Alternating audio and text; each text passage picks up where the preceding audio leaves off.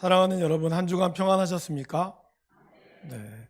지난주부터 저희가 이제 도전 100가지 감사 챌린지를 이제 시작을 했습니다. 혹시 여러분 좀 감사의 내용들을 잘 찾아내고 계십니까? 오늘 주보에는 이제 여러분 100개를 쓸 수 있도록 저희들이 좀 준비를 했습니다. 이게 산술적으로 보면 지난주부터 했으면 하루에 3가지 이상 하면 100가지가 나올 것이고, 오늘부터 하시면 한 5가지 정도를 쓰셔야 됩니다. 그래서 아마 여러분들은 1000가지도 쓸 수 있을 거라고 저는 믿습니다. 그런데 여러분, 그 감사의 내용들 중에서 혹시 나에 대한 감사, 나를 통하여 하나님이 역사하시는 감사는 몇 가지 정도 쓰셨습니까? 몇 가지가 나올 것 같으세요? 너무 이뻐서 나에 대한 감사가 가득할 수도 있고, 이걸 보니까 제 친구 한 명이 떠오르는데, 이게 실화입니다, 여러분. 고등학교 때 고3 이제 한참 이제 수능, 저희도 수능 세대거든요. 수능을 이제 막 준비하고 있다가 갑자기 한 친구가 자율학습을 하다 말고 벌떡 일어나는 거예요. 그러면서 그 쓰레기통에다가 책을 집어 던지면서 욕을 하는 거예요. 그래서 우리가 제가 이제 수능을 앞두고 미쳤는가 보다, 막 이런 걱정 아닌 걱정으로, 야, 니 뭐 하는데? 니 왜 그러는데? 물어봤어요. 갑자기 뭐라는지 아세요? 여러분, 진짜 실화입니다, 실화. 자기가 그 밤에 창문을 보면서 차가 너무 잘생겼다는 거예요. 너무 잘생겨서 차가 미치겠다는 거예요. 그래서 그 모습을 보는 우리도 미치겠는 거예요. 저 인간을 바라보고 있잖아요. 그러니까 우리가 이제 그게 재수가 없으니까 미친놈을 다 보겠다고, 그래서 진짜 혼을 냈어요. 이게 실화거든요. 근데 그만큼 이 친구는 자기애가 굉장히 강했던 친구예요. 그렇다고 얼굴이 잘생겼느냐? 저보다도 못생겼어요. 아, 진짜요. 그러니까 잘생긴 애가 그렇게 얘기하면 그래도 재수 없어도 이해라도 하는데, 그러지도 못하니까 더 재수가 없는 거예요. 그런 일이 좀 있었습니다, 여러분. 근데 어쨌든 여러분 자신에 대한 이런 감사와 그런 내용이 과연 몇 가지나 될까요? 100가지 중에 몇 퍼센트나 된다고 생각하십니까? 오늘 설교 제목이 나에 대한 감사입니다. 나에 대한 감사가 이렇게 참 중요합니다. 왜 중요할까요? 예수님께서 오늘 우리에게 가장 큰 2계명을 마태복음에서 또 마가복음에서 누가복음에서도 설명을 하셨습니다. 마태복음 22장 37절에서 39절까지 말씀을 우리 화면에 나와 있는 대로 한번 읽어보시겠습니다. 예수께서 이르시되 내 마음을 다하고 목숨을 다하고 뜻을 다하여 주 너희 하나님을 사랑하라 하셨으니 이것이 크고 첫째 되는 계명이요 둘째도 그와 같으니 내 이웃을 내 자신같이 사랑하라 하셨으니. 그리고 예수님이 그렇게 얘기하죠. 이 2계명이 온 율법과 선지자의 강령이니라. 그러니까 모든 율법과 선지자들의 말한 거의 핵심은 바로 이 2가지라는 거예요. 그런데 이 2가지의 말씀에서 특별히 이웃을 사랑할 때 예수님이 뭐라고 그러셨죠? 내 자신과 같이 사랑하라. 결국 이 말을 역으로 돌리면 뭘까요? 내 자신을 사랑하지 않으면 내 이웃을 사랑할 수 없다는 거예요. 그렇기 때문에 하나님은 내 자신, 이기적이거나 무슨 내 나르시스에 빠져서 자기애로 충만하다는 게 아니라 그만큼 나 자신을 소중히 여기는 것이 중요하다는 거죠. 그래서 오늘 감사 노트에 보시면 나 자신에 대한 감사가 나옵니다. 그리고 거기에 한 분을 소개하고 있죠. 내일까지 나오는 분인데 누굴까요? 바로 여러분 한 번 다 들어보셨을 거예요. 지선아 사랑해라고 하는 이지선 교수님, 지금 교수님이셨죠. 그 교수님에 대한 내용이 바로 나오고 있습니다. 2007년 7월에 대학생이었던, 유아교육과 4학년이었던 한 대학생이 만취 운전자가 운전한 차에 사고를 당하면서 교수님의 운명은 완전히 바뀌었습니다. 그의 운명이 어떻게 바뀌어서 지금 어떻게 되었는지를 제가 준비한 영상을 통해서 한번 잠깐 살펴보도록 하겠습니다.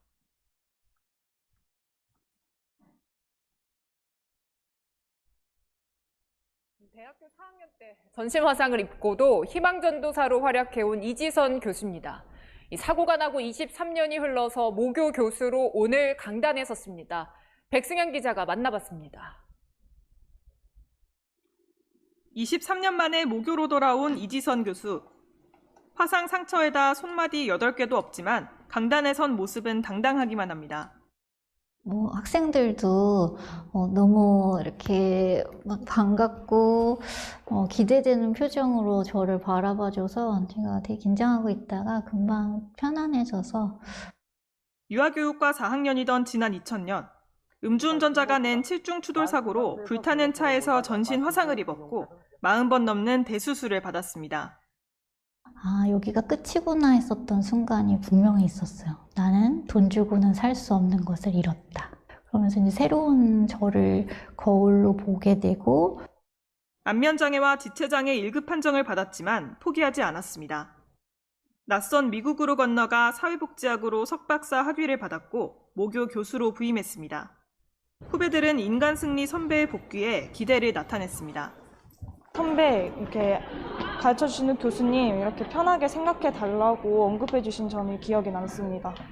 개인적으로 또 면담도 많이 신청을 해서 그런 거 관련해서도 같이 얘기를 많이 해보고 싶고 이 교수는 자신을 사고당한 피해자로 규정하는 걸 거부했습니다. 사고를 만났고 잘 헤어졌다. 절대 긍정의 메시지가 그를 일으켜 세웠습니다.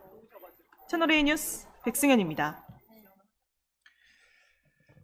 네, 여러분 외상후 스트레스라고 한 걸 한번 들어보셨습니까? 네, 그런 스트레스를 많이 들어보셨죠? 내용을 보면 이걸 이제 네이버에서 검색을 해보니까 외상후 스트레스 장애, 이거는 사람이 전쟁이나 고문, 자연재해나 사고 등의 심각한 사건을 경험한 후에 그 사건의 공포감을 느끼는 겁니다. 그리고 이제 사건 후에도 계속되는 이런 경험을 통해서 고통을 느끼며 그로부터 벗어나기 위해서 에너지를 쏟는 거죠. 그러다 보니까 정상적인 사회생활은 하기 어려워지는 그런 부정적인 영향을 미치는 것을 바로 외상후 스트레스라고 합니다. 근데 반대로 외상후 성장이라고 하는 것도 있습니다. 외상후 성장은 신체적인 손상이나 이런 것들을 겪었음에도 불구하고 그것을 받은 후에 회복력을 통해서 이루어지는 회복, 그리고 이를 통해서 그의 삶이 변화되는 과정 가운데서 오히려 도움을 주고자 하는 깊은 의미를 갖게 되는, 이것이 바로 외상후 성장이라고 합니다. 이지선 교수님은 끔찍한 화상을 통해서 이전의 모습으로 되돌아갈 수 없다는 현실을 깨닫게 되었습니다. 그리고 수술 후에도 엄청난 시간과 고통의 시간들을 보내야 했지만 이 시간이 지나면서 감사의 시간들을 가질 수 있었다라고 합니다. 그리고 어떻게 극복할 수 있었을까요? 우리가 뭐 이렇게 해서 뭐 성공적겠다, 이거 사실 중요합니다만 그것보다 이분이 이제 어떻게 겪어 나가느냐가 참 중요하죠. 똑같은 외상후 스트레스를 겪으신 분들도 있기 때문에 이분은, 여러분, 외상후 스트레스의 원인, 이 원인을 1차적으로는 물론 사고가 원인이라고 합니다. 어떤 사람이든지. 근데 이 사고로 인해서만이 이 사람이 그렇게 외상후 스트레스를 통해서 뭐 트라우마라든지 그러한 불면증에 시달리는 건 아니라고 합니다. 오히려 그거는 그렇게 적다 그래요. 뭘까요? 그 스트레스, 이 외상후의 어떤 상처를 받기 이전에 이분에게 쌓여왔던 가정의 환경, 그리고 주변의 여건, 이런 것들이 내재되어 있다가 이 사건을 통하여 외상후 스트레스로 나오는 경우가 있거나 아니면 외상후 성장으로 나간다는 것입니다. 잠깐 언급 보고 아마 너무나 많이 아시겠지만 이지성 교수님은 집안이 독실한 크리스찬 집안입니다. 자매님도 찬양대로 또 봉사했던 아주 정말 열심히 했던 그러한 자매였습니다. 그 자매가 이러한 어려움을 겪었을 때 어려움을 겪었다고 해서 무조건 아멘 감사합니다 이러진 않았어요. 그러나 이러한 절망적인 상황에서 하나님을 분명히 원망하기도 했고 빨리 죽여달라고도 했습니다. 하지만 가정 안에서 자라왔던 하나님을 향한 그 믿음, 그리고 가족 간의 사랑과 그리고 이 공동체의 간절한 기도가 외상후 스트레스 장애가 아니라 외상후 성장으로 변하게 되었던 것입니다. 책을 3권을 쓰셨습니다. 총. 하나는 지선아 사랑해, 두 번째는 다시 새롭게 지선아 사랑해. 그리고 최근에 2022년도에 꽤 괜찮은 해피엔딩이라는 책을 내셨어요. 그래서 제가 이 책을 마침 망미도서관에 있어서 책을 빌리면서 내용들을 좀 살펴봤는데 그 내용 중에 사고를 낸 운전자에 관한 내용이 좀 나와 있습니다. 사고를 낸 운전자와 그의 가족들은 끝까지 사과와 인사를 하러 오지 않았다고 합니다. 사실 오면서 어떠한 이 사람들이 오면은 내가 어떻게 용서의 말을 할까? 어떻게 이 사람들이 오면 내가 용서할 수 있을까? 그런 고민을 굉장히 많이 했다고 해요. 근데 오지 않았다고 합니다. 그러면서 그 책에는 이렇게 기록하고 있습니다. 화면을 통해서 여러분 한번 내용을 들어보시길 바랍니다. 끝까지 그분과 관련된 사람은 아무도 찾아오지 않았습니다. 그리고 자연스레 우리 가족은 그 사고에 가해자가 있었다는 사실조차도 잊어버리게 되었습니다. 그냥 사고로 받아들이고 마치 천재지변처럼 그 누구도 어쩔 수 없었던 것으로 여기게 되었습니다. 그래서 힘들고 어려웠던 시간에 누군가를 향해 독을 품고 분하게 여기며 스스로의 마음을 더 괴롭히는 일은 하지 않도록 연약하여 깨질 수밖에 없는 우리의 마음을 잘 아시는 주님께서 그렇게 우리 마음과 생각을 지켜주신 것으로 감사하며 지냈습니다. 그리고는 그 다음에 이렇게 썼습니다. 주제 넘은 생각일지 모르지만 가족들과 따뜻하게 보내야 할 일요일 밤에 혼자서 소주 5병이나 마시고 운전을 했을 그분의 곤고하고 마른 가슴이 참으로 가엾다는 생각이 듭니다. 어쩌면 그 사람에 비해 제가 훨씬 나을지도 모르겠다는 생각이 듭니다. 아프고 불편하지만 가족의 사랑을 받고 있는 내가 그 외로운 사람보다는 제가 훨씬 더 행복한 사람이라는 생각이 들었습니다. 여러분 어떠십니까? 나중에 한번 이 책 한번 빌려보셔서 읽어보시면 좀 좋을 것 같아요. 그러니까 이분은 이 감사를 선택했습니다. 여러분 제가 몇 번 말씀드렸죠. 감사라고 하는 것은 원칙적으로 선택이라는 것을 수반합니다. 마음의 상처를 입거나 불쾌하거나 반감이 가득 차 있는 상태일지라도 그분 안에 은혜 안에 거하는 삶을 살고 있다면 우리는 감사를 선택할 수 있습니다. 방송 인터뷰도 이제 많이 했잖아요. 아마 여러분 보신 분도 계시겠지만 방송 인터뷰에서 이런 말을 하셨습니다. 음주운전 하신 분이 잘못된 선택을 했고 그 자리에 있던 내가 그 나쁜 영향을 받아 비극이 일어났습니다. 사실은 이 사건은 아주 단순한 것입니다. 단순한 게 아니죠, 사실. 그럼에도 불구하고 그분은 이렇게 이 사건을 이해했습니다. 이지성 교수님이 사고를 당하고 견뎌내는 이 과정에서 이제 본인이 홈페이지를 운영을 하셨어요. 그런데 어떤 사람이 이제 이 홈페이지를 소개를 했겠죠. 이런 홈페이지가 있습니다. 근데 이 홈페이지를 소개하는 글을 쓴 사람이 이렇게 썼다라고 합니다. 이 교수님을 보면서 저러고도 정말 살 수 있을까? 그리고 그거를 이 홈페이지를 들어간 사람이 이런 댓글을 남겼다고 해요. 나 같으면 자살하겠습니다. 얼마나 상처가 올까요, 여러분? 아마 그분도 이 고통이 너무 힘드니까 차라리 그러니 죽는 게 낫지 않을까요? 아마 나름대로는 그 사람을 생각하는 말을 썼겠죠. 그런데 그러한 시간들을, 그러한 내용들을 보면서 굉장히 마음이 불편했지만 시간들을 지내면서 그분은 책에 이렇게 썼습니다. 몸은 이렇지만 누구보다도 건강한 마음임을 자부하며 이런 몸이라도 전혀 부끄러운 마음을 품지 않게 해주신 하나님을 찬양하며 이런 몸이라도 사랑하고 써주시려는 하나님의 계획에 감사드리며 그리고 마지막에 그런 이렇게 썼습니다. 저는 이렇게 삽니다. 그리고 하나 더 썼어요. 여기는 제가 나오지 않았지만 누구보다 행복하게 살고 있습니다. 그러면서 그가 2022년도에 꽤 괜찮은 해피엔딩이라는 책을 내셨다고 합니다. 사고 후 23년 만에 모교 교수로 오면서 많은 제자들이자 후배들과 그리고 저와 여러분들에게 감사의 삶은 결국 꽤 괜찮은 해피엔딩이라고 말하고 있습니다. 교수님은 이제 이 책에서도 그렇고 아까 방송에도 나왔죠. 자신을 사고와 잘 헤어진 사람이란 말을 자주 한다고 합니다. 여러분 보통 사고는 당하는 거잖아요. 그죠? 사고는 내가 원해서 오지 않습니다. 당합니다.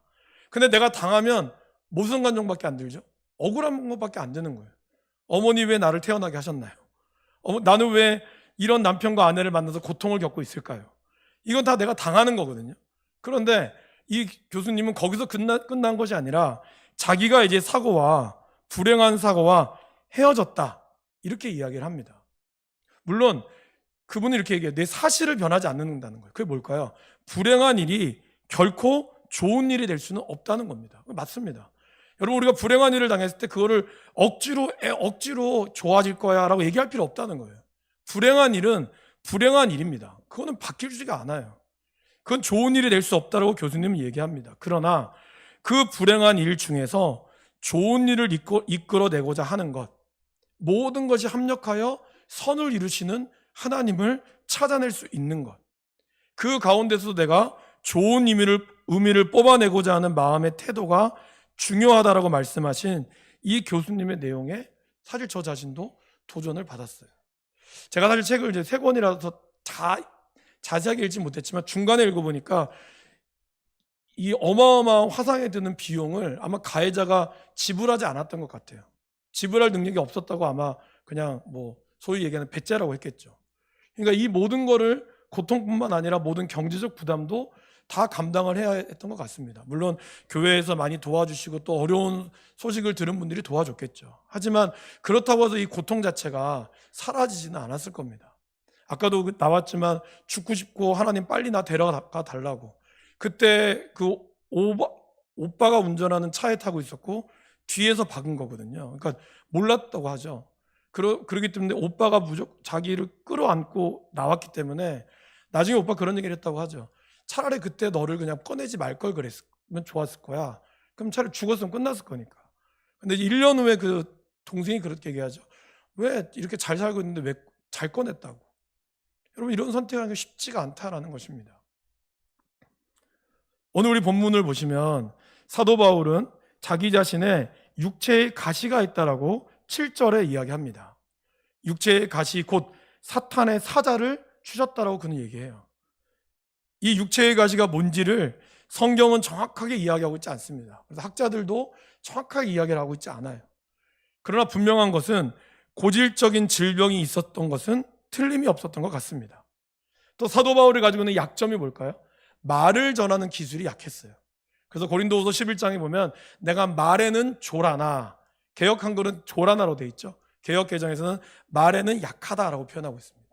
그러니까 그 말은 뭐냐면 그 당시에 이 말을 하는 수사학, 이런 어떤 말하는 기술과 우리로 치면 웅변학원 같은 곳이 있었는데 사도 바울은 그것을 전문적으로 배웠던 사람이 아니었다는 것이죠. 그러니까 많은 것을 알고 있다고 해서 다 잘 가르치는 건 아니잖아요. 사도 바울도 그런 사람 중에 한 명이었을 겁니다. 그러기에 그도 막상 복음을 전할 때는 말에 약한 자기의 자신을 보면서 그것 또한 육체의 가시라고 생각을 했을 겁니다. 그래서 이 모든 것을 하나님 앞에 기도했죠. 8절에 보시면 12장 8절에 이것이 내게서 떠나가게 하기 위하여 내가 3번 주께 간구했다라고 얘기합니다. 여러분 저 같은 이 목회자들이 어쨌든 이 강단에 서서 말씀을 전해야 되는데 저 같은 사람이 말씀을 좀 이렇게 더듬더듬 거린다거나 아니면 말씀을 할 때 뭔가 어눌하다거나 말씀을 전할 때 무슨 소리인지 못 알아듣겠다고 하면 제가 이 자리에 설 수 있겠습니까? 설 수 없죠. 바울도 아마 그랬을 겁니다. 그렇기 때문에 그는 누구보다 내가 하나님 영광을 위하여 이 복음을 전하고 있는 사명을 사는데 그러면 말을 잘할 수 있도록 하나님 주셔야 되지 않겠습니까? 그리고 내가 가지고 있는 이런 육체의 가시 때문에 하나님의 복음의 사명이 안 되면 안 되잖아요. 아마 그런 기도를 몇 번이나 했을 겁니다. 3번이라고 하는 거는 실제적인 3번이라고 하는 숫자도 되겠지만 원래 성경에서 3이라고 하는 숫자는 완전수거든요. 그러니까 아마 어쩌면 그는 이것이 나을 때까지 간절히 기도할 수도 있었다는 거예요. 그런데 하나님의 대답은 뭐였죠? 9절 말씀에 내 은혜가 내게 족하도다. 이는 내 능력이 약한 데서 온전하여 짐이다라는 것을 그는 들었습니다. 그는 이 상황에서 이 상황을 오히려 사용하시는 나의 연약함을 사용하시는 하나님께 원망이 아닌 감사를 선택했습니다. 그리고 그 약점 때문에 오히려 하나님의 능력이 그의 인생을 덮어버렸다라고 고백하고 있어요. 여러분 우리가 읽은 말씀에 보시면요. 그리스도의 능력이 9절에 이렇게 나오죠. 그리스도의 능력이 내게 머물게 하려 하였다라고 나옵니다. 근데 여기서 머문다는 뜻은 하나님의 장막으로 덮었다는 뜻이에요. 그러니까 뭘까요? 그의 약점을 상쇄할 만큼 하나님의 능력이 그를 완전히 덮어버린 거예요. 그 약함의 덮음이 어떠한 결과를 맞이했을까요? 사도 바울이 1차, 2차, 3차, 심지어는 성경에는 기록되지 않았지만 5차까지 보는 사람도 있습니다. 그 5차의 기간 동안 그가 얼마나 많은 거리를 걸었는지 아십니까? 약 1만 2천 킬로미터를 그는 걸어 다녔습니다. 차도 아니고. 서울에서 부산까지 약 400km라고 하면 그거의 거의 30배? 그 정도를 그는 왔다 갔다 한 거예요. 그리고 12장 바로 앞에 11장에 보면 사도 바울이 당한 고난이 나옵니다. 11장 23절부터 수고를 넘치도록 옥에 갇히기도 하고 매도 수없이 맞았고 유대인들에게 40에 하나 감한 매 이거를 5번이나 맞았으며 3번 태장으로 맞고 1번 돌로 맞고 3번 배가 부서지는 파선과 그로 인하여 일주일 동안을 깊은 바다에서 지냈으며 여행하면서 강, 강도, 동족, 이방인, 시내, 광야의 위험, 바다, 거짓 형제의 위험과 배고픔과 굶주림과 목마름을 그는 그렇게 많이 겪었다는 거예요. 그게 11장부터 나오는 그의 고생담입니다. 그러나 이러한 것들이 있음에도 불구하고 그는 뭘 염려하고 있었을까요? 모든 교회를 위하여 염려하고 있었다라는 겁니다. 그리고 오히려 내가 약하였기 때문에 실족하는 사람이 없었다는 거예요. 내가 강하였다면 오히려 더 많은 사람이 내 복음으로 능력도 받았겠지만 실족했다는 거죠. 그는 그것에 감사했습니다. 수많은 반대자들의 대결에서도 그는 밀리지 않았습니다. 그러면 사도 바울이 엄청나게 많은 책을 썼죠. 전 사실 그 전까지는 베드로는 어부였고, 그래서 베드로는 어부였으니까 성경을 조금 덜 쓰고, 이 바울은 가말리엘 학파인데다가 바리새인 중에 바리새인이요, 헬라어도 능통하고 무슨 언어도 능통했으니까 그래서 그는 똑똑해서 책을 많이 썼다라고만 생각했거든요. 그런데 오늘 제가 이 감사에 대한 내용을 다시 보면서 제가 그러니까 어떤 관점이 됐냐면, 바울이 분명히 말에 약했다 그랬거든요. 말에 약했기 때문에 그는 자기의 약함을 나는 왜 이렇게 말도 못할까? 그냥 그것으로 원망으로 그쳤다면 그냥 거기서 그는 사역이 끝났을 거예요. 그러나 그는 그거 할 수 있는 것, 글을 쓰는 것, 편지를 쓰고 그리고 사랑하는 영적인 디모데에게 글로 가르치며 그 기록을 남겼기 때문에 오히려 그것이 자기의 연약함을 감추고 하나님은 덮으시고 그가 할 수 있는 것을 그는 깨달아서 글을 썼기에 그의 글의 영향력이 지금 오늘 살아가는 저와 여러분들에게 말씀을 들으며 말씀을 읽을 수 있지 않나라고 생각합니다. 만약에 바울이 말을 잘해서 그가 이 글로 남기기보다는 자기의 말로 퍼졌다면 아마 복음은 우리가 이렇게 접하지 못했을지도 모릅니다. 그의 연약함이 하나님이 통해서 들어 쓰시는 일로 인하여 그는 나아갔다라는 것입니다.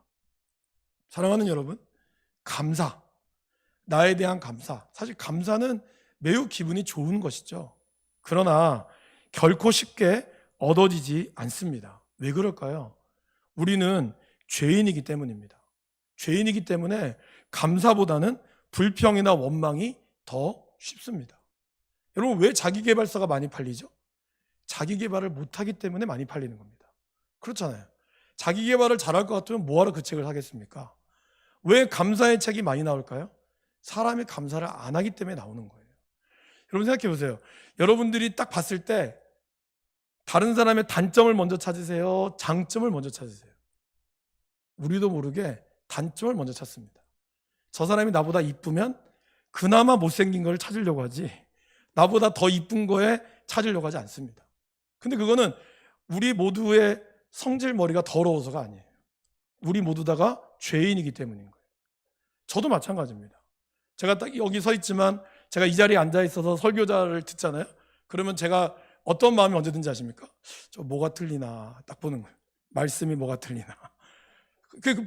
이게 바지 하나님의 말씀으로 들어야 되는데 그게 안 되는 거예요. 그래서 이 교수님들이나 목사님들이 그렇게 큰 교회 목사님들도 가장 긴장하는 설교가 어딜까요? 신학교입니다. 신학교에서 설교하는 걸 제일 두려워한다 그래요.